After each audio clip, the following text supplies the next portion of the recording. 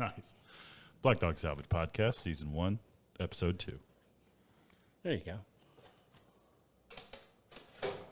Sound rolls, A-cam rolls.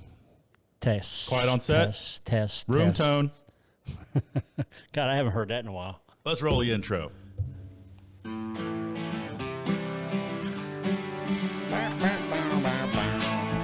That track is iconic. I know.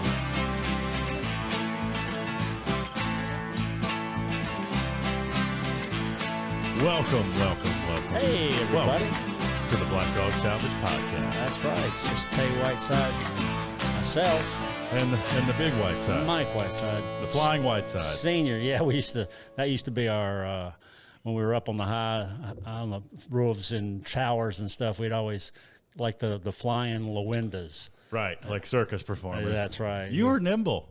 I used to be. Yeah. I used to be, yeah. On into your 50s and 60s, you stayed pretty nimble. I mean, I still can bend over and tie my shoes. I mean, Let's not write you off. That's hardly the flying white side, but no. You know, I think the old Lawindas either died or they retired. Let's hope they retire. Yeah. But in that line of work, you never know. A full-time circus performer. Oh yeah, I know. You Get a little dicey. I mean, it's you got to understand what gravity's all about, and it's not the falling that kills you; it's the stopping. That's right. It's the abrupt change in velocity, acceleration. Yeah, that's right. Well, welcome back, everyone, Hey, to another episode. Today we'll be talking about Season 1, Episode 2, the Washington Mills. Washington Mill down in Mayodan, North Carolina. Mayodan. And that was a pretty impressive building, and what we did there was we only touched it. We didn't even make a dent in that building. It was it was what you said. It was like a 1.5 million square feet. 1.3 million. 1.3 million. Which is just a number space-wise that it's hard to wrap your head around. Yeah, and it had a couple of buildings, and it kind of it even had its own power plant. They would channel the Mayo River underneath it, and it had a turbine. Crazy. That would power it. So, and this was the heart of the city. It was built. The city was kind of built around it, I think. Now, again, I just saw the episode, and that was one point, was that the factory was built, or the mill was built, and then the community was built around it. There was probably housing, and schools, and all and that. what they needed was power and rail. So they had both there. You know, the rail spur that would bring the cotton in and take the product out. And then also, you know, it was like the company script, I guess, back when in the day, where you would work and get so much compensation for food and lodging, and it had everything from haircuts to, you know, I say beauty salons, more of a barbershop probably, and so you could buy your stuff there. You got like commissary almost. Yeah. I mean, again, we've gotten away from that quite a bit nowadays, but that was really how those old places worked. Where are you going, Tay? I've missed the button so many times. I want to. Yeah. I want to see the red light on the camera. Tay's. Yeah, I can't see red lights anyway. So there's not one shooting at us, so it's hard to see. Yeah. But before we get into the episode, Yep. we had the episode was the mill. We had the bathtub build. We had the lion. Oh yeah. Oh my. Yeah. But before that, we're going to answer some of y'all's comments. Dad, I'll direct this to you. Okay. I got an email from There's not anybody else in the room, by the way. I guess you got to direct to me. I guess I could talk to May, but she's falling asleep. She's falling asleep over there. So I got an email after last week's episode from Barry Miller. Yep. Barry Miller Pools. He said, "Great listen. Welcome back. Good story about the beginning. I'm curious where Mike's ideas come from. Maybe more background. How do you find and bid a job? Where do you stay and eat? How many crew? Background on Robert. Some of the clashes between Robert and Mike. Advertise the podcast on the reruns." We don't. I know. Is there a question in there? I think those were all questions. I think these are things he would like to see, and I appreciate the input, Barry. And he also thinks I like that he believes we have the power to advertise this podcast on the Salvage Dogs reruns. that are shooting on. I wish we had. Wouldn't that be cool? I wish we had a main line into those servers, but we do not. They put up a heck of a firewall, and we had fun doing it, and again, you don't own it. When you're That's doing why it. it's not the Black Dog Salvage show. It had to be titled something different, right? Because they can own salvage dogs, and y'all own Black Dog Salvage. Yeah, the network has to own the IT or IP, intellectual property. That's right. Yeah, and it's and rightly so. They paid for it, so there you go. Sure, we were the product. The metaphor I use all the time to explain it. There's three parties. There's the television network. Right. There's the production company. Right. And then there's the quote unquote talent. The talent. And we had a hard time getting used to the talent. Yeah. Being called the talent, Well, thankfully it wasn't all cold and clinical like that. We weren't called the talent. Yeah. But in the contract, we're called the talent. Here, henceforth, described as the talent. Yeah, that's right. So what were some of the other questions he had? I mean, he's just. I think he was just saying, if we dive in more to where we stay and eat. God, if only we. Oh, during the episode, during our podcast, and that's assuming we can remember. I can remember this one. I can definitely remember this. All right, we'll get into it. Yeah, a it little looks bit. like go ahead. We'll keep talking.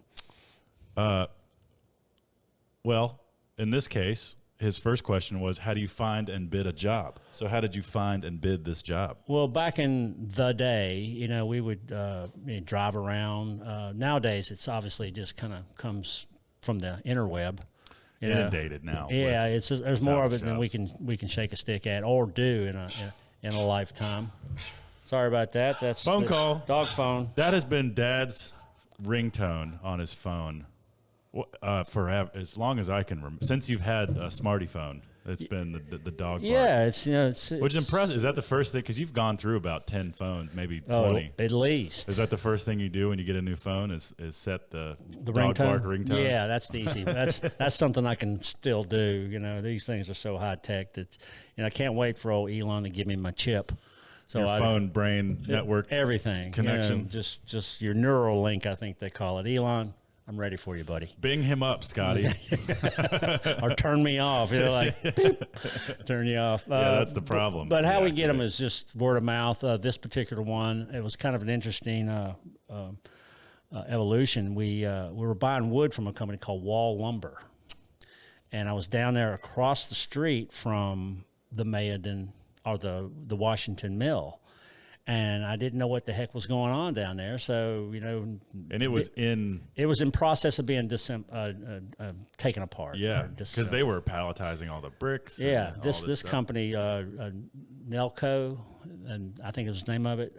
Really, really nice guy. Anyway, I went over and talked to him, introduced myself, told him what we were looking at doing. And, he was a little apprehensive, as I remember, about putting this weird. Yeah, well, you don't want to put yourself out there like we did for 8 years for everybody to examine. Well, and that's a sensitive business too. There's a lot of environmental regulations involved on his side. Well, right? Of course, and safety and everything else. So you had to protect it. And so there was no twisting. It was just, hey, I can please. I think there was some begging going on. Yeah. Because I was looking for salvage jobs to do the show. We had just started. These were still within that first 5. Right. So and even if we didn't have the show, we would probably have done the salvage because it was that good and probably done a lot more of it. But once he gave us the green light to do it, I think I had to buy it. I can't remember, but I'm pretty sure I had to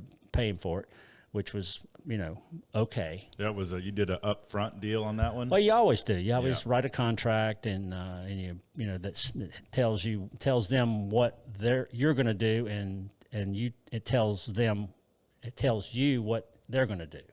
Had you done a walkthrough already at this point?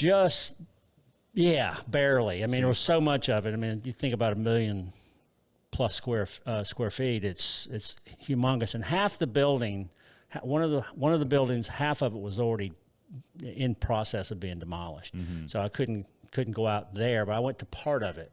It was kind of fun to see the way that they were taking it apart and put a whole new light on salvage. how to do true it. reclamation. Yeah, and they'd like to hit 100%, but nobody hits 100%. You know, we never did. But when you can get most people let us know that. Oh yeah, well our attention span is short, but the production attention span is much shorter. Oh yeah. We got 2 days. I mean, we even said, again, behind the scenes, we said we had 1 day to do this. And so we were playing like it was 1 day, but it was really 2 days. And that, as we learned, was essentially the limit of the attention span. And so we're finding our way through the episodes and how these are done. This is number 2. So, which was it was pretty interesting how it all came. I think Clark McCarthy Miller that was his first episode. Oh, okay. With us, yeah. I'm pretty sure. I don't know that was the second one. It was laid up as second on the show. Sure, but I think it was probably number 3 or 4 in the hit parade. Mm-hmm. And so once we got the contract, put a date on the calendar, we all showed up at the same time, and we're still learning how to do this. Not necessarily demo and salvage, but how to be in a show. Well, right. Like how much communication you need to do between. Right. Because not only do you need to tell us in real time what we were salvaging and what we were doing. Right.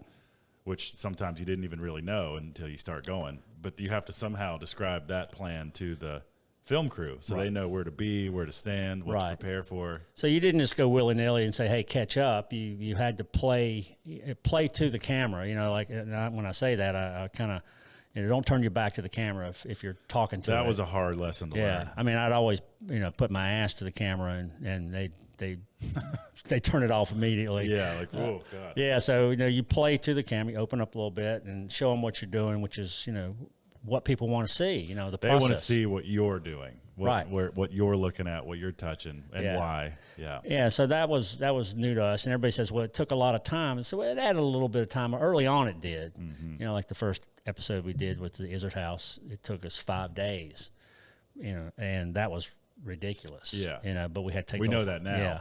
Yeah. And now this one's going to be, as far as y'all know, 1 day, but it turned out that we had 2 days to do it, and we could have had 2 weeks to do it because there's just too much.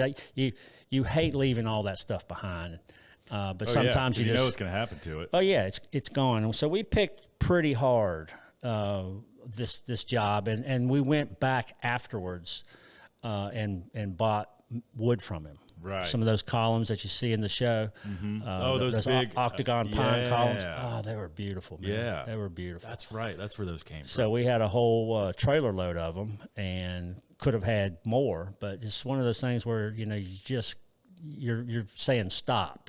My plate's full. The trucks are full, the trailer's full, everything's full, and we're going home. Yeah, and we're tired. And we're tired, and we may be back. And in this case, I did go back and buy some stuff from, bought some brick and some wood. So it lived on. We didn't get it on this particular salvage, but we got it later.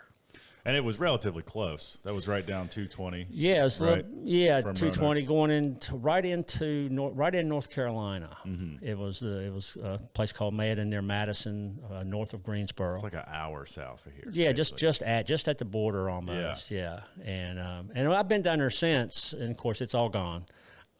Is it a vacant lot now? What they do to that? There's a little bit. There's one building left. One of the newer ones was up front, but everything else is just gone. It's been raked clean. It's earth. Yeah. And I heard, this is kind of funny. It's not funny. It probably cost the owner quite a bit of money. That Wall Lumber was across the street. And Wall Lumber's they are a purveyor of wood, basically, and exotic woods too. It was kind of interesting that they had some of that.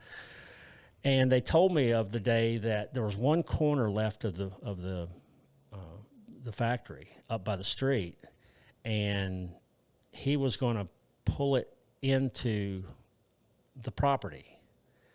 And what happened is that it crumbled on the bottom and then fell into the street. Oh, no. And they had the street blocked off, but here the guys at Wall Lumber say it just exploded and bricks were flying into the building, into the parking lot, into their building. Oh, no. I mean, not a lot, but enough to, if you got in the middle, got in the way of one of those errant bricks, you could have could have been sitting on the beach somewhere right now. Good Lord. You know? They've demolished 1.3 million square feet worth of warehouse, and the last corner is the one that sent bricks. And it was across the standing street. there, you know, it was just standing there all by itself. I saw it a few times, and then I never saw it again. And then I got the story, which was unfortunate. They have a glass storefront or something. The bricks go through the windows. Well, no, it didn't go through. It just had a garage door, big garage door that some went into the. They showed me pictures of it. Matter of fact, they had a video of it. If it ever pops up somewhere, I would have been filming too. Oh yeah. I don't know. But anyway, sorry to. I'm sure that was a bad day for. Sounds like it could have been worse, Mr. Nilco. Oh, it could have been. It could have been. Oh, for the contractor. Yeah. I mean, you have to clean it up. You got to get fined. You know, at that point, the getting out of there with probably less than $50,000 would be a good day. You get slapped on the wrist. But there. I don't know. Everybody's got their perils and their stories. So that was theirs. It wasn't mine. I had plenty. You know, even on this one, which was there was a couple of oh my goodness, or we had other words. We'll for get it. into that. Yeah. Well, that's a long way to answer Barry's question on how do you find and bid the job. Yeah, and I'll go through that on each one of these, just really how we found them, and a lot of times I'm just out there scouting. I love doing that. The production company gave me a iPad. Sorry. Here we go. We're gonna watch the episode right now. This is truly. What are we watching? The last episode. Sorry, I'm looking at YouTube comments. Oh, okay. YouTube, please just stop. Okay, some YouTube comments from last week. Oh, cool. I forget we're on YouTube. Yeah, we put the video. If you're listening audio, we put the video version of the podcast on Black Dog Salvage's YouTube channel. Nice. Last week's has almost 400 views. Nice. And Black Dog's up to 6.3 thousand subscribers. Help them get Really? there, folks. 6.3. You were at 6. We've got a few hundred since we started. More. Okay, I thought we were starting from 0. No, but that's I mean, pretty the impressive. channel's been out there for a while. Bob Bolio says, came across Salvage Dogs on Magnolia Network a few weeks ago. Yeah. Recent. Isn't that great? It's one of my favorite shows. This is a great companion to the show. Isn't that, yeah, it's we have the value now of hindsight and history, and we can talk about it. And back then we were doing it, nobody was really paying attention. Right. So we, it's nice to be able to look at it again, remember what happened and what didn't get put on the camera, which is even better. With just stories for days. Yeah. I mean, we had a lot of fun at dinners recounting what happened. Yeah, it was called a 2-beer interview or a 3-beer explanation. Let's see. Gary Usliman. I'm sorry, y'all. Forgive him. Y'all have very beautiful cultural names that I cannot pronounce. It says, I really enjoyed the new format. While having guests was interesting in the previous format, this approach allows you to do a deeper dive into the episode while also delivering a lot more backstory. Keep up the great work. Awesome. Thank you. It's kind of was our idea, Yeah, well, it's, again, we liked the first one. We really appreciate everybody's input and the guests that spent their time with us. But this is us. This is how we do it. I always get the same response from people at Black Dog. Is you guys are just like you are on TV. Yeah. I say, we put the real back in reality. Nice. And it's true. We're not actors. We're just us.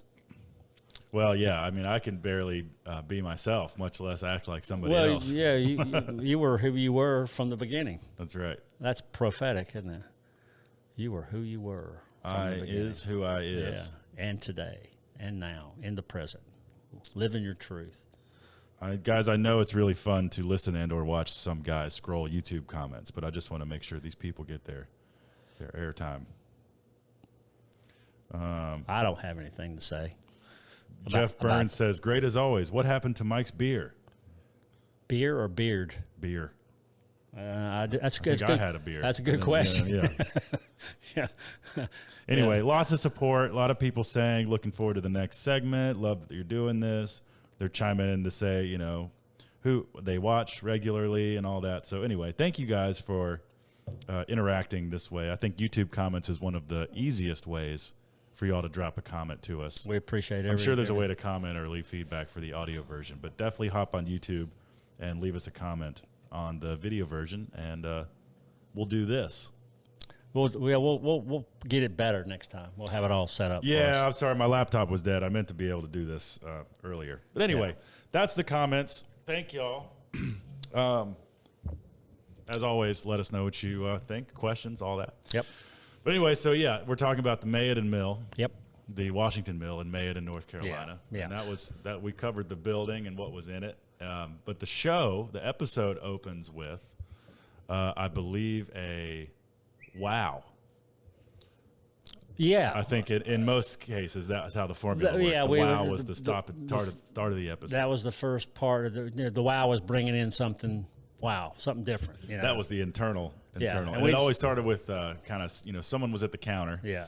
Who probably wasn't normally at the counter. It was rare to see Robert at the register. No, he hadn't been there in a decade. Seemingly waiting for something to happen. That was probably the most staged part of our whole show. Totally. We would, like first when we had Buddha Mike come in with a bunch of stuff that we put in his truck. Totally. And then we had this one, which was Ted going out to pick up something. I think it was in Christiansburg or Blacksburg from a guy. Yeah. And I hadn't seen it yet. I think I'd seen a picture of it. And the storyline that y'all put together for this one actually made me laugh rewatching it, which was you sent Ted to go look at a lion. I think you did say that it was a lion. Yeah. And you said you had given him a maximum of $500. Right. Yeah. So he could spend no more than $500. $500. And then so he brings it. I think you go to get Robert at the counter. Right. And we walk out to meet Ted in the truck. And Ted shows everyone what it was. Right. And Robert immediately, of course, asks, how much did you pay for it? Go to the money. And Ted says, well, let's just put it this way. The $500 is gone. Yeah. Whether he paid $300 and drank $200 is which I doubt. I'm just kidding with you, Ted. Party money, man. Yeah, you always got to take some beer money. A little bit of beer money. Do you remember the story of that lion? Because I sure don't. I'd have to look way back, and I probably don't. I know that a guy I guess not a real lion. I should probably preface. No, this is like 4 foot tall. It was huge. 8 foot long, sort of like. It was plastic, like fiberglass, plasticky. It was almost like a circus ride of some sort. Yeah, but it wasn't. And you never know what's going to come in the front door at Black Dog. And this was a true pick that we didn't stage the reality of going and getting it. We just staged the arrival of it, which is the best part anyway. Yeah, and and I'll get calls every day. I got this, I got that, and I always say send pictures. Back when we started, the internet was up and running. Sending pictures was a big deal. That was a big deal, and your phones weren't quite as sophisticated. You had to put the card in. You had to upload it. Oh yeah, you had to make sure they weren't upside down. We had the old Sony where you put the 3.5-inch floppy disk. Yeah, I think you have it right now. I still got your reader. Yeah. But I bought that same. It's a Sony something or other, but it's a flat digital camera. It was a great camera. And there's a big screen on the back, and a full size 3.5-inch floppy goes on the side.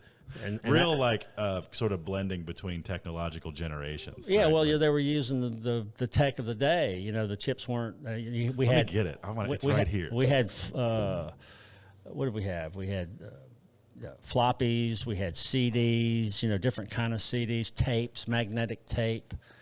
Yeah, there it is. This is I've always been such a tech nerd, and I remember playing with this camera of yours.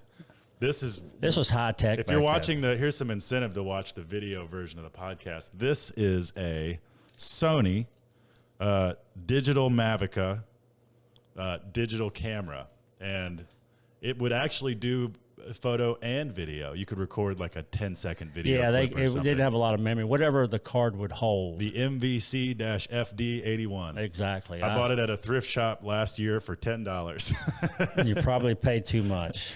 But I remember messing with this, and that was it. The reader on the computer. And so that's how we started. Then of course, a 3.5-inch floppy. I bought a new old stock box of floppy disks. Did you charge it and see if it worked? I have a charger. Yeah. It does work. I've used it. Oh, is that right?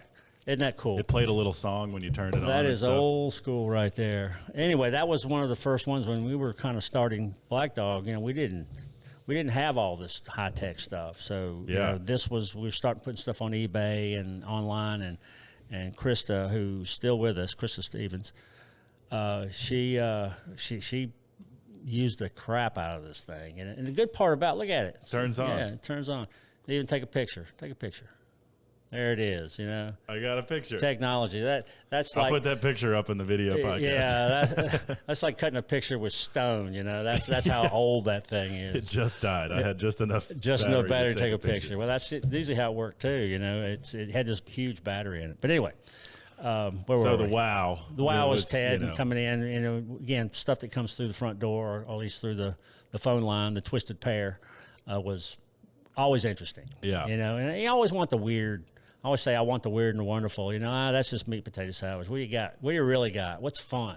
Well, and in this case, I think even Robert was excited about the line being there and wasn't so hell bent on selling it immediately. He said maybe this is a cool set piece to keep around the shop. Yeah, he said. And people go to Black Dog. They're like, "Oh, did you see that? Yeah, it was, and it stayed here for a while. I don't have no idea where it went. I remember it for quite a while. Yeah, and it was an attraction. Everybody could put their kid up on it and take a selfie or whatever they called them back then. It's like those quarter operated rides outside the mall, except this one. Good part about it didn't have any quarters and didn't move. Yeah, you should put a quarter slot in there, but nothing would happen. Yeah, we should have mechanized it like that. Got one of those old things, but anyway, enough of that. Yeah, enough of that. That was part. So that's part of the early episodes was the WOW. They took those out probably halfway through the. Did them for a while. Did them for a long time, probably 5-6 seasons, I would think. We did 11 seasons, so they pulled them apart. And it was we would refine them,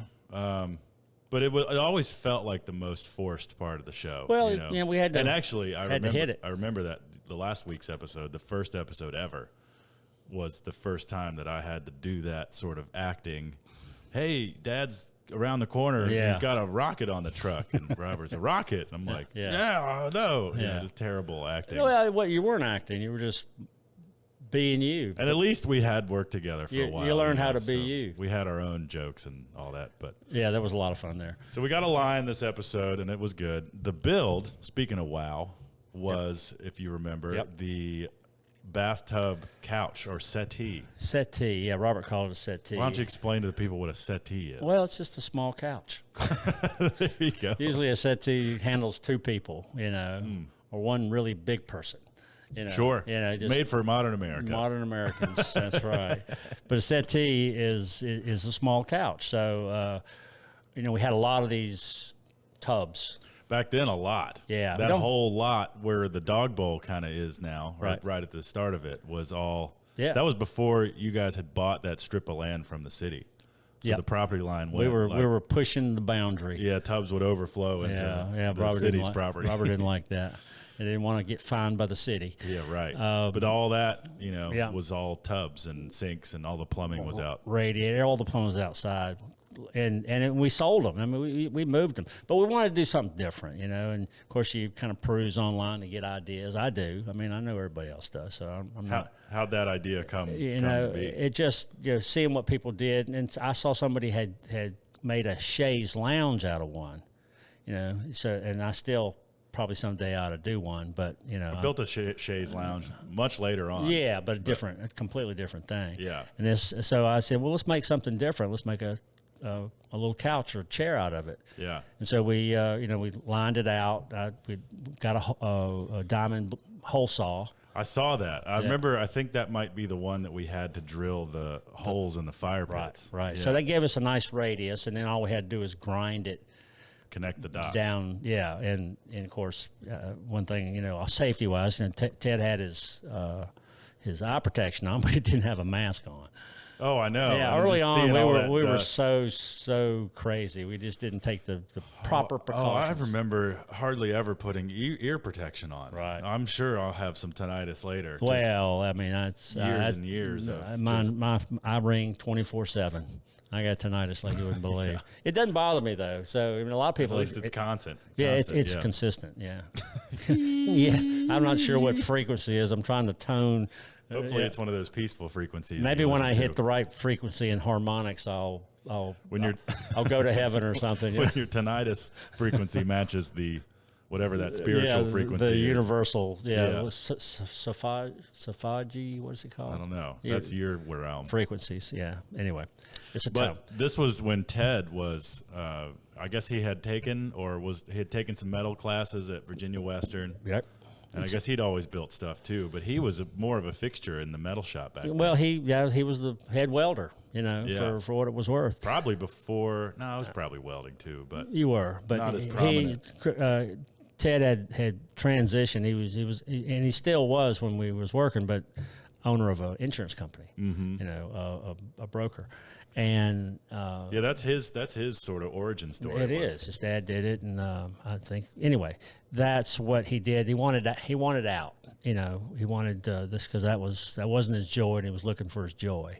And he found welding and fabricating, came over to us and said, hey, looking for – I knew Ted, or we all knew Ted. I was about to say, y'all have known each other for a long time. I grew up with his kids. Yeah. We were one of the first people we met here with the Hoopers. Right. Yeah. I remember going to a party first time I met Ted, and he started talking about his prostate exam.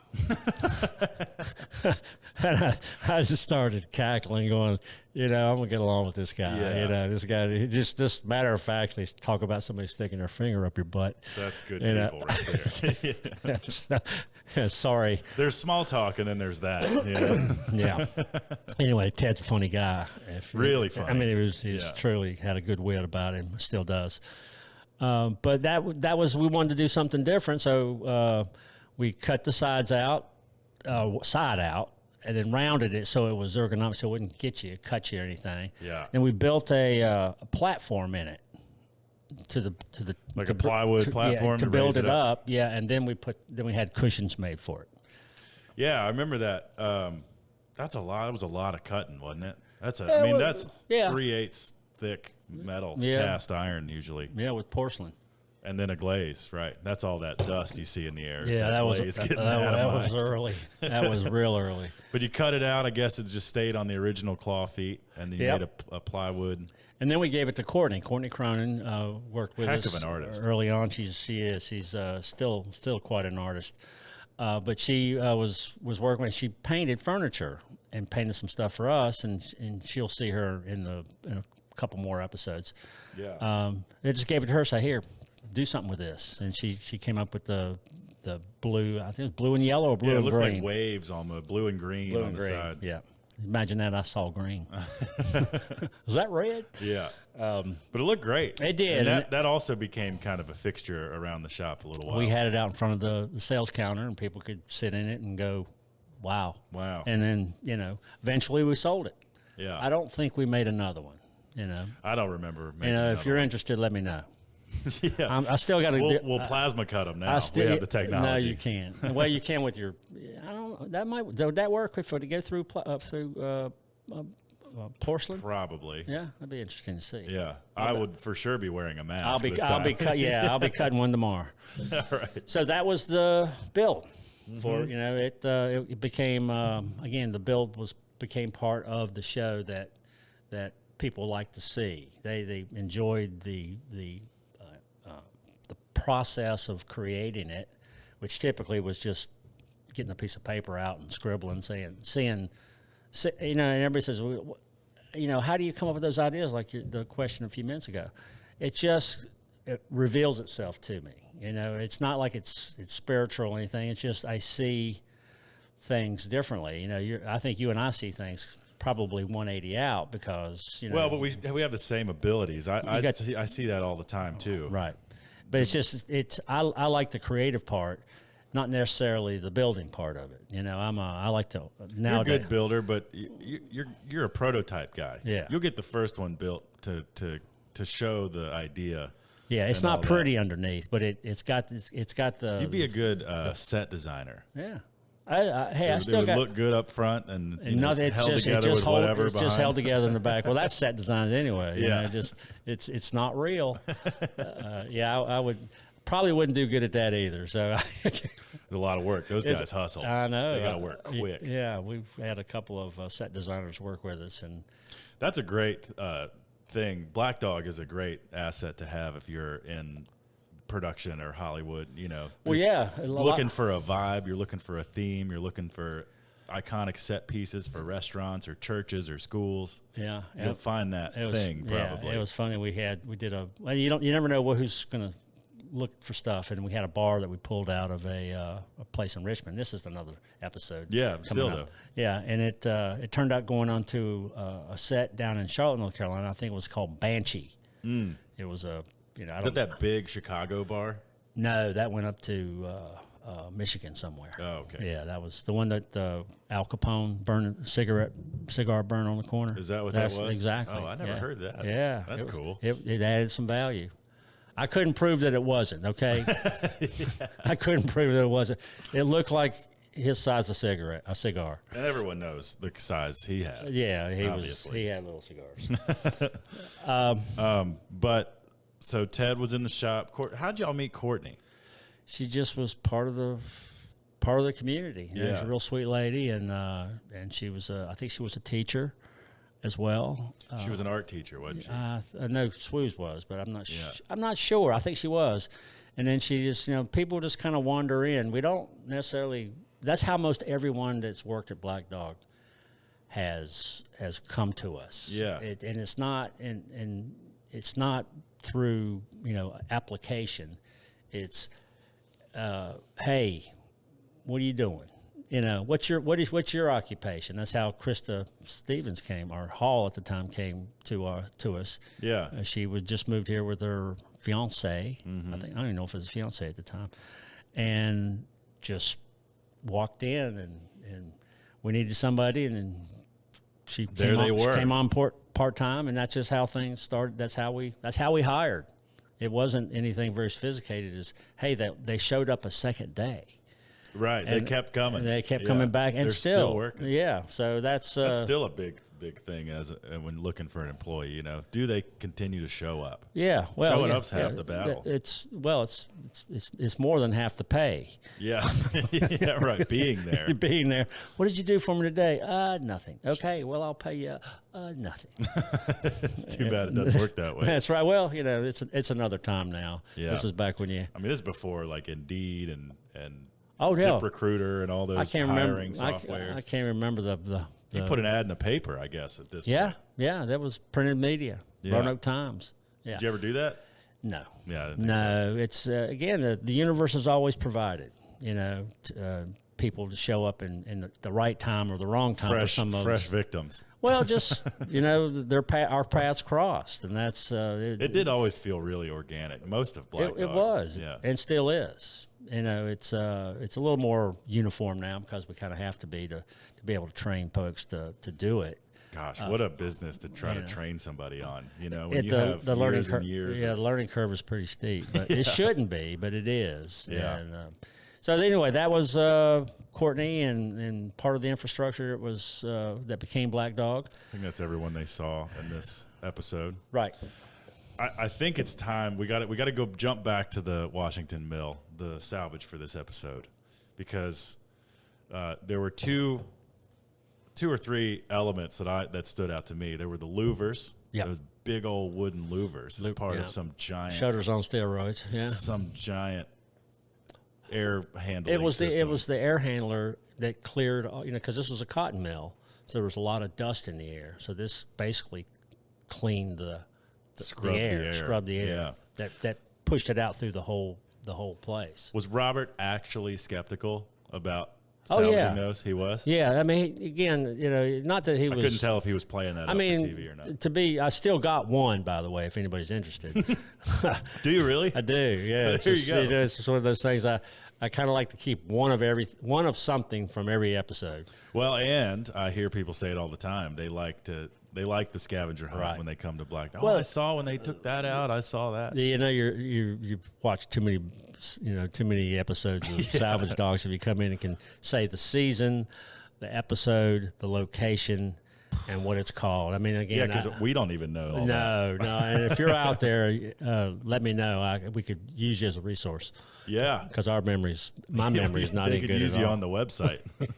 Straighten all that out. See, there's another organic. That was organically portrayed as I need somebody to do this, and to remember for me, and you don't want to go there. It's a cobweb. Yeah. Well, it's Halloween. So That's right. Yeah, where are we? This might as well be our Halloween. This will be our Halloween episode. You know, I'm dressed as a reality star. You're dressed as Mike Whiteside from Mike Salvage Whiteside. Dogs, Yes, I aren't you? am. Can I have your autograph? Sure. Yeah, got a check. I don't have a pen I'll either. sign it. That's embarrassing. Only signing foreheads today. Another element of that job was the top floor salvage. Right. There's two things that were iconic in this episode about that. One more so than the other, but the only way up there was the fire escape. Right. And there was other internal stairs, but they were not in great shape. Oh, that's right. Yeah, They were kind of sketchy. Yeah, so we had to, the floors had fallen through, and I'm surprised that we were even allowed to come on the property because it really was pretty dangerous. Pretty condemned, but yeah. Always look where you're standing, where you're stepping. And try to know what's under you. Never assume that floor is going to hold you. But this particular thing you're talking about on the top floor, and a lot of good stuff came off the top floor. Other floors too, but the top floor mainly had. I don't know what happened. They pushed all the stuff up when they were disassembling. It seems like them. a weird place to store things. Why would you go up? Well, they put it in the basement too. And the basement was damp and musty. And I remember one of our Emily Kennard. Mm-hmm. Remember Emily? Yeah. Emily, I apologize, but she got sick from the mold. Yeah. I mean, not deathly ill, but just didn't want to go back in that space. Yeah, and there's a lot in there. Yeah, there was. And we're stirring it up. We're just moving it around. Yeah. Again, early on, we didn't take the precautions we did at the end. So don't do that at home, everybody. Proper PPE is not just what the warning label says you should do. There's a reason for that, and mold spores are not good. Yeah. So if it smells like that, it's around somewhere. There's a real particular smell to a 100-year-old building basement that is wet. Because this was on the Mayo River. Yeah. And of course you knew there had been floods. And that whole basement had been flooded, quite a few times, I'm sure. It's just this. I'll know it if I smell it again. Yeah. Because we've smelled it a million times, but it's just something that hits you, and you're like, oh, yeah. There's things living in here. Yeah, there's a culture underneath here. There's a micro world. Yeah. And sometimes, sometimes the mold is beautiful. I mean, it's just gorgeous. That white mold that looks like marshmallows. Yeah, and just little spiders and stuff going around. But the black stuff is like, you got to run away from that. Yeah, that's almost as bad as the A word. That's the asbestos word. That's a biohazard, and you can run into that, run, don't walk. But we'll clear coat over it and then sell it to you. Never. So anyway, the basement was had good stuff too, but it was a little more hazard. But the upstairs had really cool stuff. So, we didn't have a way to go down. We didn't want to go down the fire escape because right. We kind of played that up a little bit on KTV, like when we did the round table, right, which was filmed. That's the part where we sit around and what are we doing this week, Mike? And Robert, and that was always filmed after we did the job, just because. Then we knew what we were going to do. It would line up better if we did it and then talked about what we did in the future tense, Anyway, right. And of course, we said the fire escape there. Oh my God, how are we going to do this? And then I said it again in the episode. I was trying to raise a point, and I kind of forgot what I was saying halfway through my line. I said, I remember being embarrassed about this. I said, well, if the only way up is the fire escape, how do we get it down? And you all looked at me and you said, the fire escape. And I was like, yeah, that was pretty dumb. Sorry. You were early. You were just trying to make. I was like 18, 19. Trying to make conversation. Just trying to get one of my lines on camera. Yeah, you did well. You did well. You came into your own later. But so there was no way that we were going to hump that stuff up and down. Way. No Big way. carts, rolling carts. I would. And stuff. I would have cashed in immediately. Yeah, I had a Weezer just getting up to the top. 4 floors. So, but then tell the people what you found. Well, there was a cache of great stuff. Wire baskets and old carts. And I do remember those wire baskets. Yeah. It was because I went to a middle school that had those, and You're talking about the locker baskets. locker baskets, yeah. And I remember being kind of, whatever, underwhelmed. It was just like, oh, those things sold like hotcakes. Oh yeah, I was thinking about going to some foreign country and have them made. Yeah, just to look old, because they love them. But we're not doing that. We do some of that, but not all of that. Yeah. Yeah. The original thing is the originals are all because it had them. I remember you read the tag out loud. I don't remember what it said. Yeah, it was a gym basket. It was someplace in New Jersey, New Jersey Basket Company. I think is what it was. NJBC. Yeah, and it was those were gone within probably the first week easily of having that stuff back there. Anytime we got stuff like that, it just sold. And I get folks that come in nowadays and said, "Hey, you got any of those gym baskets left from this?" It was 10 years ago. 10 years ago. Yeah. And I said, no, but I got these other baskets. I got other stuff for you. But I gotta set the stage to what we're about to talk about, because what happened next? Stuff up top, no way to get it down. Right. Elevator shaft. Yep. This became, in my mind, one of the most iconic shots ever gotten on Salvage Dogs. To me. Yeah. And probably many people agree. Well, they used it in the open. Yeah, I think. And in the blooper reel we gotta find that. We gotta get somebody to send us that. Yeah, it is in the open probably most of them. For most of the time, they changed the open after a while, but yeah, that was incredible. And again, we didn't have the rope. We had to go to a hardware store and buy 300. That looked like brand new rope. 300 feet of rope, and then we set up basically an elevator. Rope over a bar. It was an empty elevator shaft. Empty That's elevator. important. And it was huge. And this is a freight elevator, so it's not like a personnel elevator. Right. And so we just tied them up, pushed them over, and down they went. And it worked great for a while. Yeah, I mean, you and Mike Pay were up there. Mike Pay was up there, and Mike was a firefighter, so I felt like I was in good hands. And he was an agreeable fellow. Yeah. He'd go along with your plan. Yeah. I wouldn't do that, Mike, if I was you. I think I heard him say. He'd pepper one or two of those in there, but never too aggressive. Yeah, just but you be you, is what I heard. Mike's a great guy. He's a captain here in Roanoke Fire Department. But so I was feeling a little confident because we were landing them, filling the truck. Which is what Robert kept saying we needed to do. Got to fill the truck. Got to fill the truck. I put some money in the truck, so that's what we did. And so the carriage for these things got a little bigger. It seemed, and maybe this is just clever editing, but it seemed as though every cart or vessel you were loading up and then pitching over the edge and lowering down kept getting bigger with every shot. Well, it was real, because I did the little stuff first, and then I'll graduate with obviously a lot of confidence at that point. Prove the concept. With the so small now stuff. I just got to get it over, and we would have made it. And everybody's thinking, what are you talking about? Well, there was a cart that was full of metal stools, chairs, stools, that people sat at their workstation at, and instead of trying to downsize it and put it in smaller, I said, let's just put it in this. I mean, let's just tie it up like everything else and see what happens. And it really started to go perfectly.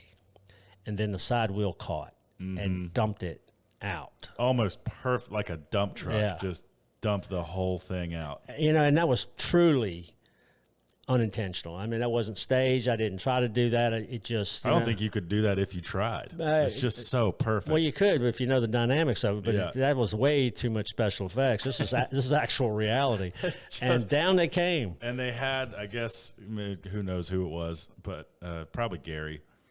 I remember because he had a habit of standing under things and shooting the camera up, and we were like, "You probably don't want to stand Gary, there. We love you. Get out of the way." Yeah.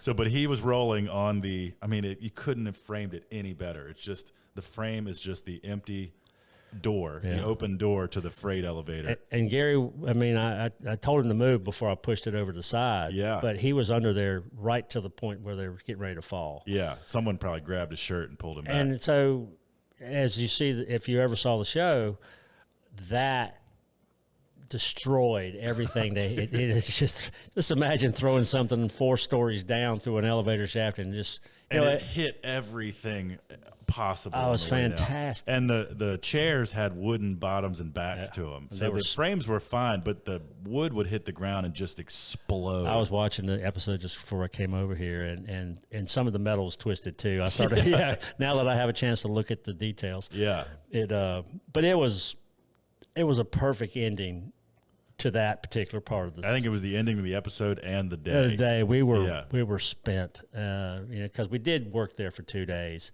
and pull stuff off like the fire doors and. Again, we were still. We didn't even talk about those. We were still learning, the process of filming and working together, and so we always did more. Well, and how to go through a building as a team. Right. How to divide and conquer what you load on the truck first versus what you wait on. Right. That was we had our old Isuzu. The FTR, that man. thing will do 25 miles an hour up and down hills, no matter what.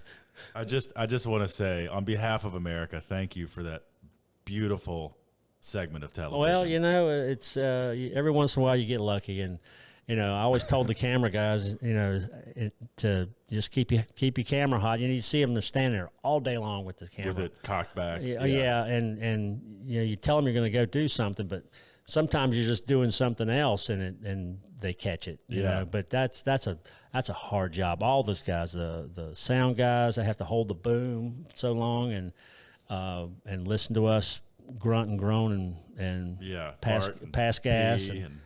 And be careful. I'll tell you some stories when we start on a few where I was mic'd. I was like I was wearing a wire. Yeah, and we're all wearing wires, whether our volume is up or down, we're still being recorded. Still being recorded. Yeah. So it's a little humbling.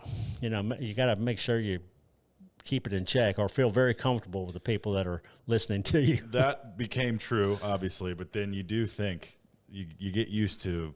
You start watching what you say, and it's all digital, so it's out there still. It's in somebody's hard drive somewhere. Somebody's file somewhere, and it'll poor bastards. It'll come up when we're being reviewed on our permanent record. Yeah, when we decide to run for president, they'll dig that up. Jeez, please, just run. The heck, being president. We won't go into the political part of our discussion. No, there is no political part. Yeah, we keep it clean. No politics. But the chairs hit the ground. The trucks were full.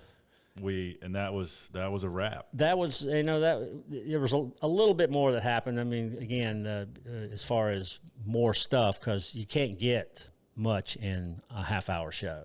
I do remember, I think, running the forklift to load those columns. And I was missing from a lot of this last stuff, so I think I was probably outside doing that. Right. Using the variable reach forklift. I think they had one on site, or maybe working with the guy that was operating theirs. Right. To stack those columns up, and that might have been a different time. That was a different time. Yeah. That was a different time. Yeah, we went back. We went back after. You were the equipment operator. That was a role I love to fill. I know, Fun. And he did it so well. I mean, I would like to think I was better. I may have been in my day, but I didn't have the hand-eye coordination video games that you guys have played. Just a little touch. You gotta be. Yeah, I'm not that. I'm full on. Yeah, pin to pin kind of guy. I'll figure it out eventually. But anyway, that was like I say that was the moment that kind of said, well, this would be fun. And they had to have been thinking in the editing bay, watching that, like, this is gold. Well, yeah. I mean, I think we were naturals. I mean, we really grew into our roles, but we had the natural. I call it zhuzh. That had the energy that people would want to watch, and evidently y'all did. and thank you for that. Well, and even being part of the team, it's a fun job to do. We were always laughing and joking and playing with each other. It was a lot of hard work, obviously, but you learn something new every day. Absolutely. You find parts of history, how things were made, how they used to do things. And how to do what we did. Because we'd been around a while, but we were doing stuff that we probably would never have done as a small company. Right, but then the TV show added a little extra verification. The TV, verification, and also helped pay for stuff. Because, you think about putting, a production crew of 8 to 10 people, and then a salvage crew of 5+. And we're on the road just like the circus or the carnival. We kind of look like that going down the street. Especially when there's all that plastic stuff flying around. That's true. And as far as like producing a television show, what it costs typically to make a set, costume, and all that stuff. We're reality TV cheap. So cheap. Yeah. I mean, maybe, who knows, 10,000 an episode. I mean, that's cheap. Who knows what the numbers were. Well, I don't know. I mean, I would think there would be a multiple of 10,000, like 20, 30 times what it costs to do it. A typical.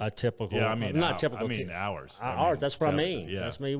It still costs. I'm sure. I was never privy to the production company's books, but I was privy to ours, and I knew what it cost. I knew what we had to spend to do it, and they picked up a lot of the tab, and we had to pay our payroll, but still, that stuff still had to get paid, and when we all get. And the contract we had, and I'm not talking out of school here or anything, we would break it up into quarters. So once you signed the contract to do a season, which was 13 episodes, you upon signing, you'd get a quarter. Upon principal photography, that means the first time you film, you get a quarter. Yeah. And then upon, I think, delivery of fine cuts. Mm-hmm. No, when we were over close, that's what it seemed like. Yeah, when we were finished the season, 13 episodes, we got a quarter, and then I take it back. We got half. It was half, and one fell swoop. So quarter, half, and that's how we played. We had 6 months to do a season, which is 13 episodes. That's 13 episodes. So that's more than 2 per month. And you start thinking about what that took, and it took basically a week to do everything from the time we started filming to the time that we wrapped for an episode. It took about a week. And that means the crew, whoever was unloading the trucks, it was us for a while. We only had a week to turn everything around, unload the trucks, and still do the interviews, the builds, everything else we had to do with it. It was just part of. And I think back on it, going like, how did we do that? We were always moving, always, and I don't miss that. By the way, it got to be a little old, and isn't it romantic to stay in a hotel room? No. Especially not in the middle of Ohio in the winter. Well, anywhere, or the Rose Low. Yeah, there was. We'll get. It wasn't like the road life that big comedians have or music acts. No, when most parts of towns that we went to were sadly dilapidated. Right. The industry in many cases, in this case specifically, had vacated, gone, and there goes a lot of the money. And when the money leaves, then a lot of the fancy lodging and restaurants and all that. It was a modern day ghost town at that point, and they had to like they do now is retool, and that town really never did that I know of. That was the key thing. Everything else supported that. That's why it existed, and it's still there. Mayodan is still there. It's a cute little town. But how they got the name Mayodan was the Mayo and the Dan River, and the confluence of those two bodies of water merged there, and so they called it. Isn't that poetic? Called it Mayodan. Yeah. Mayodan. Well, Mayodan. And we got May. She's our little sweetheart here. Well, we just hit the hour mark. Did we? I think that's. I think we hit it all. I think we got all the points across that we can remember, and if anything comes to mind, we'll bring it up in another episode. That's right. But we're having fun just doing this because it just helps us. It helps me with my neuroplasticity. That's right. Get my brain going. Help keep off the Alzheimer's. Yeah, the whatever Alzheimer's. Alzheimer's. But it's fun for us just to rehash these, and I hope you guys like them. And stay tuned for next episode. That's right. Next week, we'll be talking about season 1, episode 3. What was that? Can't remember what that was. I think I said the exact same thing last week. We should probably have a roadmap. We ought to write this down. You guys know what it is because you're super fans. Thank you so much for watching on YouTube. Thanks for listening on Spotify, Apple Podcasts, or wherever your podcast can be brought. And we're on the Magnolia Network now. And reruns of Salvage Dogs are currently on the Magnolia Network. I think they got us on from 4:30 to 6:30 in the morning. So all you early birds, set your DVDs. See you with your coffee. DVR. DVR. Well, that's right. TiVo. Y'all got the TiVo? As always, subscribe to Black Dog Salvage on YouTube. Drop a comment underneath the video podcast, and we'll answer it or say it within reason. Where can they find you? You can find me at Tay Whiteside on Instagram and Facebook, and my company Lift Arc Studios on Instagram at Lift Arc Studios. Had to get that in there, man. Same with Facebook and liftarcstudios.com for my custom fabrication stuff. And of course, you can learn more about Black Dog Salvage at blackdogsalvage.com. Hey, you can also access yours truly through Cameo. That's right. Dad's on Cameo. I got a Cameo account, so I've only done one. If you don't know what Cameo is, it's an app where you can pay celebrities to, like, wish a friend of yours happy birthday or say something like that. Guys, I'm cheap. I'm $25. $25 for America's Mike Whiteside and there may be some discounts coming. It was kind of fun. Special. It was kind of fun. Just again, and something. Have you done any? I did one. What'd you do? It was a birthday wish to a couple. Cool. From their daughter, who the folks like the show. Yeah, I mean, but you've seen people. I mean, every celebrity you can think of is on there. Mostly, it's pretty funny. It is. It's hilarious. I've seen some of my friends have sent me cameos. Yeah, I don't know the guy's name, but the soup Nazi on Seinfeld. He's very popular. No soup for you. That's right. All right, on that one, we've plugged ourselves enough. That's it. Y'all be good to yourself, and we'll see you when it goes around one more time. Thanks for listening and watching. Bye, guys. Peace.